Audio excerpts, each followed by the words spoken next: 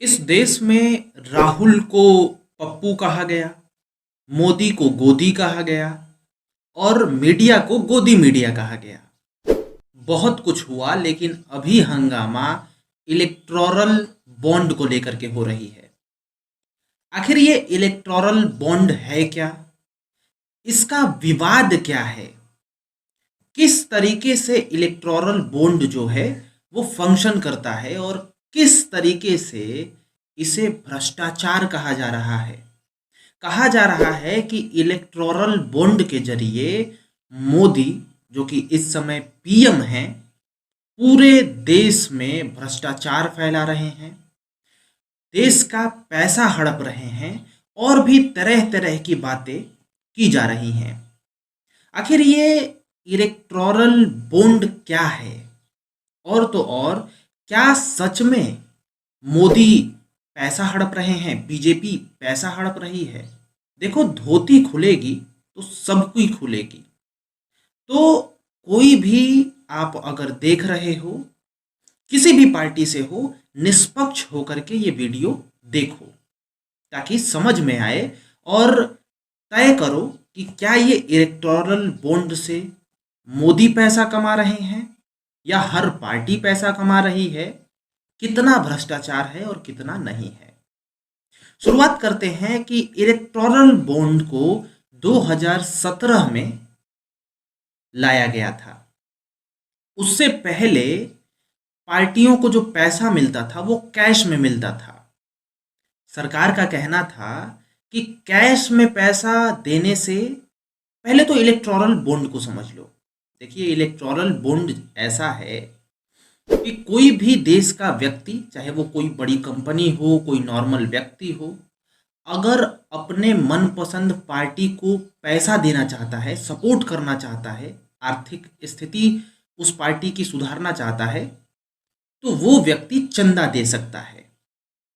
अब electoral bond के तहत क्या मामला था कि कोई भी व्यक्ति डायरेक्ट उस पार्टी को कैश नहीं दे सकता है। पहले, इलेक्टोरल बॉन्ड आने से पहले, कोई भी व्यक्ति अगर अपनी पार्टी को मदद करना चाहता था तो वो कैश देता था अपनी पार्टी को। लेकिन 2017 में इसको बंद करके एक बॉन्ड लाया गया जिसको कहा गया इलेक्टोरल बॉन्ड। अब इस बॉन्ड के तहत कोई भी व्यक्ति अगर अपनी पार्टी को सहयोग करना चाहता है पैसे के रूप में, तो वो व्यक्ति एक बैंक से जाकर के बॉन्ड खरीदेगा। अब वो बैंक जो होगा वो सरकार की एसबीआई बैंक होगी। ठीक है, एसबीआई बैंक को ये पावर दिया गया कि एसबीआई बैंक बॉन्ड बना सकती है। अब थोड़ा और आसान में आप समझिए कि बॉन्ड किस तरीके से बनता है। देखिए, जैसे आप हैं या फिर कोई और है, सपोज करिए कि किसी व्यक्ति को बीजेपी को सपोर्ट करना है और बीजेपी को 1,000 रुपए देने हैं। अब वो व्यक्ति क्या करेगा कि वो व्यक्ति 1,000 रुपए लेकर के एसबीआई बैंक जाएगा, वहां पर बॉन्ड खरीदेगा 1,000 रुपए का। बॉन्ड के रूप में उसे एक कागज दिया जाएगा जिसको कहा जाता है इलेक्टोरल बॉन्ड।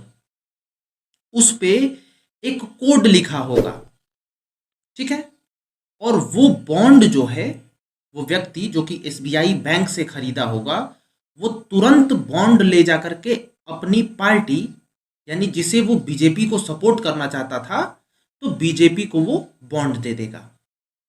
अब देखिए, मान लीजिए कि आज इस व्यक्ति ने एसबीआई के बैंक से बॉन्ड खरीदा है, तो खरीदने के समय से लेकर के 15 दिन के अंदर अंदर वो बॉन्ड को भजाना होता है, मतलब पैसे के रूप में कन्वर्ट करना होता है।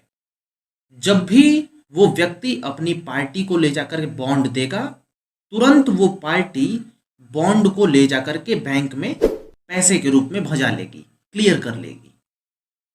ये है पूरा बॉन्ड का माजरा। समझ में आ गया कि कैसे बॉन्ड काम करता है? यही है बॉन्ड का तरीका। अब इसमें दिक्कत क्या है? क्योंकि जो भी आपको प्रोसेस बताया वो हर पार्टी को बॉन्ड कोई भी उसका समर्थक दे सकता है।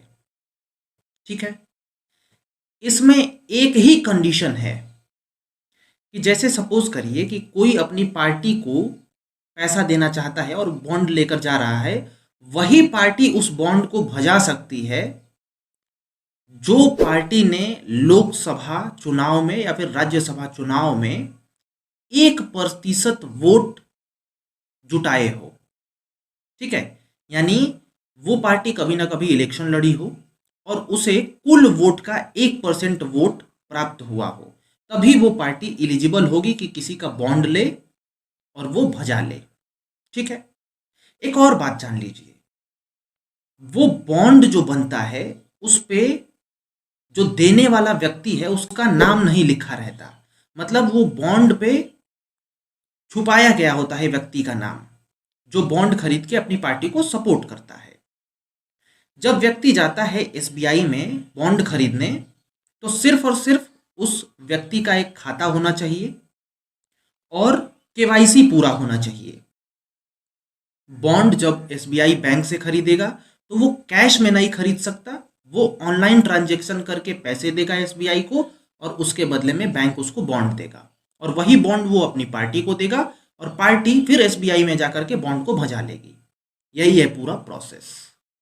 अब बॉन्ड में दिक्कत क्या आ रही है, दिक्कत क्या हुई थी जो अब तक मामला उलझा हुआ है?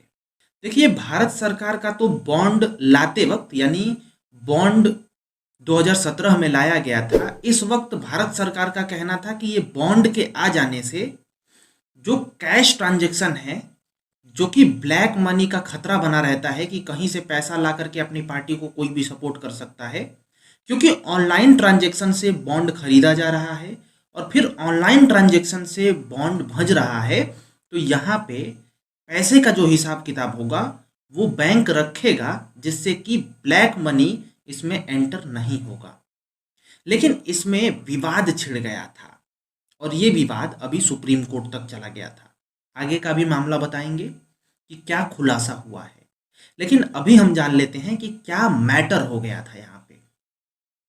देखिए, यहाँ पे विवाद ये हो गया था कि विपक्षी पार्टियां ये बोलने लगी थी कि जो बॉन्ड का प्रथा कानून जो भी ये प्रचलन चलाया गया है बीजेपी की ओर से, वो इसलिए चलाया गया है क्योंकि कोई बड़ा और अमीर आदमी इस देश का है और वो बीजेपी को सपोर्ट करना चाहता है, तो वो बिना नाम बताए ही भीतर सपोर्ट करते। क्योंकि बॉन्ड में एक आपको सुविधा है, जब भी आप एसबीआई से बॉन्ड खरीदोगे तो वहाँ पे आपका नाम डिस्क्लोज नहीं होगा, नाम छुप जाएगा, सिर्फ और सिर्फ एक सीरियल नंबर होगा, जो कोड होगा वही बॉन्ड पे होगा, तो आपका नाम नहीं पता चल पाएगा। ये बड़ी विवाद का जड़ था और इसीलिए ये हंगामा हो रहा था कि कम से कम जो दान करने वाला है अपनी पार्टी को, उसका नाम पूरी पब्लिक को पता हो कि किसने कितने रुपए दान किए हैं। ऊपर से ये विवाद इतना ज़्यादा बढ़ गया था कि 2017 में एक सुप्रीम कोर्ट में याचिका दर्ज हुई थी, उसके बाद 2018 में भी एक सुप्रीम कोर्ट में याचिका फिर से दायर हुई थी कि ये जो बॉन्ड है ना, वो राइट टू नो का अधिकार छीन रहा है, मतलब जानने का जो अधिकार है सबको, ये बॉन्ड छीन रहा है कि किस पार्टी को किसने कितना अमाउंट दिया, ये सब जानने का अधिकार होता है और यही वो पार्टी वो बॉन्ड छीन रहा है। इसीलिए इस बॉन्ड को निरस्त करना या फिर बॉन्ड रहे लेकिन सबको पता हो, ये बात सुप्रीम कोर्ट में याचिका डाली गई थी। ठीक है, एक कंक्लूजन यही है। जो याचिका थी उसमें अनुच्छेद 90 का 1A के तहत अभिव्यक्ति की स्वतंत्रता का एक पहलू माना जाता है राइट टू नो, ठीक है, जानने का अधिकार, इसका हनन बताया गया था। अब आपको पता चला कि क्या मैटर था जिससे ये सब हुआ था। अब इसमें एंट्री होती है सुप्रीम कोर्ट की, क्योंकि याचिका सुप्रीम कोर्ट में डाल दी जाती है बॉन्ड के खिलाफ। देखिए, इसमें बहुत कुछ जानने का आपको ज़रूरत नहीं है, हम सीधा अपने मुद्दे पे आते हैं कि बहुत कुछ एसबीआई और जो बैंक है और जो कोर्ट है इसके बीच में बहुत कुछ बातें हुई, बहुत कुछ छुपाना, ढूंढना ढांढना, बहुत कुछ हुआ, ठीक है। लेकिन उसको हम दरकिनार करते हैं। हम आते हैं कि एक कठोर निर्देश कोर्ट देती है बैंक को कि भाई इतने से इतने डेट के भीतर आप सब कुछ फिगर सबके सामने लाओ और बताओ कि कितना चंदा लेन देन हुआ है, ठीक है, कितना बॉन्ड खरीदा गया है। ओवरऑल एसबीआई इस बात को मानता है और उसके बाद 2 पेन ड्राइव रिलीज करता है। एक पेन ड्राइव में चंदा लेने वाली पार्टी जो होती है उसका नाम देता है, एक पेन ड्राइव में चंदा देने वाले कंपनियों के नाम, ठीक है, रिलीज किया जाता है। जो एसबीआई लिस्ट रिलीज करता है वो लिस्ट पूरे 763 पेज की होती है। इसमें 12 अप्रैल 2019 से लेकर के 15 फरवरी 2024 तक जितना भी एसबीआई में बॉन्ड बिके थे, मतलब बॉन्ड लिया गया था और बॉन्ड भंजा था, ये दोनों का डेटा रिलीज करती है एसबीआई।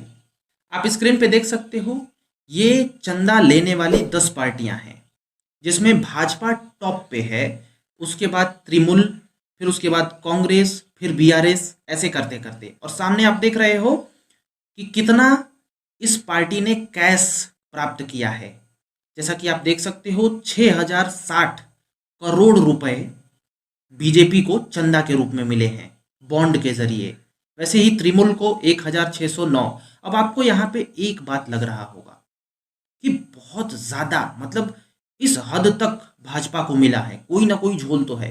तो देखो यहाँ पे ये बात बिल्कुल छोड़ दो कि कोई ना कोई झोल तो है, इतना ज्यादा क्यों मिला है, क्योंकि हर बार का ये खेल है कि जो भी केंद्र में पार्टी रन करती है उसी को ज्यादा डोनेट किया जाता है, क्योंकि कहीं ना कहीं कंपनियों को भी पता होता है कि ये पार्टी रन कर रही है, इसको हम इतना डोनेट करेंगे तो जाहिर सी बात है कुछ ना कुछ तो फायदा मिलेगा। ऐसा सोच करके कंपनियां देती हैं और उसी को ज़्यादा डोनेशन मिलता है हर बार। चाहे वो पहले कैश में डोनेशन किया जा रहा था, उस वक्त भी केंद्र सरकार जो थी उसी को ज़्यादा डोनेशन मिलते थे। आज के वक्त में बॉन्ड के जरिए जब डोनेशन किया गया है तो भी केंद्र सरकार में जो सरकार है उसी को ज़्यादा डोनेशन मिला है।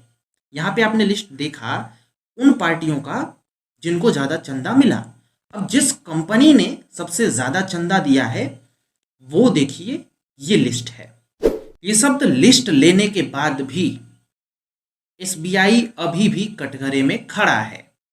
एसबीआई से अब डिमांड ये किया जा रहा है, जैसे कि यहाँ पे तो आप लोगों ने देखा कि जितने चंदा ली गई है, मतलब जो पार्टी ने चंदा लिया है कितना लिया है वो बता दिया गया है, जिस कंपनी ने चंदा दिया है वो भी बता दिया गया है।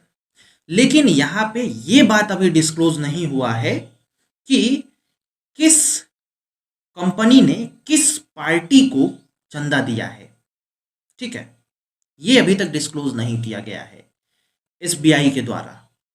और ये डिमांड रखी जा रही है कि ये भी डिस्क्लोज करो। देखिए बॉन्ड पे मैंने पहले आपको बताया था कि एक सीरियल नंबर होता है, ठीक है, उसी सीरियल नंबर की डिमांड की जा रही है ताकि ये पता लगाया जा सके कि किस कंपनी ने किस पार्टी को डोनेशन किया है, ताकि साफ हो जाए कि ये कंपनी है ये बीजेपी को इतना पैसा दिए है, ये कंपनी है ये कांग्रेस को इतना पैसा दिए है। अभी ये डिस्क्लोज नहीं हुआ है और इस बात का विवाद इलेक्टोरल बॉन्ड में चल रहा है। अब देखना यह है कि कोर्ट क्या निर्देश देती है और क्या करती है अभी एसबीआई। तो विवाद की कुछ बातें हम लोगों ने इसमें जान ली। वीडियो काफ़ी लंबी हो रही है इसीलिए इस वीडियो को यहीं पे रोकते हैं। और भी बहुत सारे विवाद हैं और भी बहुत सारी स्टोरियां यहाँ पे बन रही हैं।